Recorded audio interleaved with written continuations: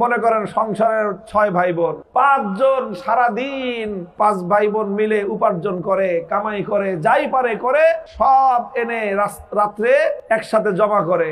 আর এক ভাই আছে, সেই রাতের অন্ধকারে সারা দিনে 12 ঘন্টা 14 ঘন্টায় 5 জনে মিলে যা কামাইছে, একজনে রাতের অন্ধকারে 5 মিনিটে খাবলা মেরে সব চুরি করে নিয়ে যায়।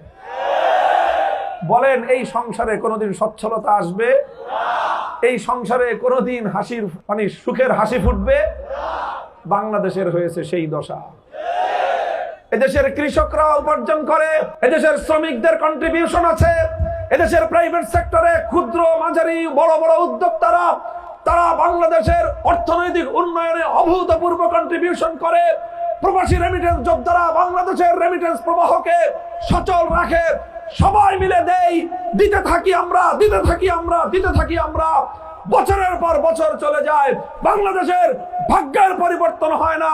কারণ লুটেরা, দুর্নীতিবাদ, রাজনৈতিক আর আমলারা তারা লক্ষ লক্ষ কোটি টাকা পাচার করে বিদেশে বেগম পাড়া বানায়। এই হলো বাংলাদেশের অবস্থা। আর না হয় আরো 30 বছর আগেই বাংলাদেশ সিঙ্গাপুরের থেকে উন্নত রাষ্ট্র হওয়ার কথা। হয় না, কারণ 5 ভাই যতই চেষ্টা করি, ভাই বোনরা মিলে চেষ্টা করি, কিন্তু চাটার দল সব চেটে খেয়ে শেষ করে দেয়। এই জন্য জুলাই বিপ্লবের পরে বাংলাদেশের মানুষের মোটিভ চেঞ্জ হয়ে গিয়েছে, মনোভাব পরিবর্তন হয়ে গিয়েছে। জুলাই বিপ্লবের পর বাংলাদেশের মানুষ দুঃসাহসী হয়ে উঠেছে। এদেশের মানুষ এখন শপথ নিয়েছে আর ওই লুটপাট, দুর্নীতি আর গুন্ডামি আর মাস্তানির রাজনীতিকে তারা না বলে দিবে এবার।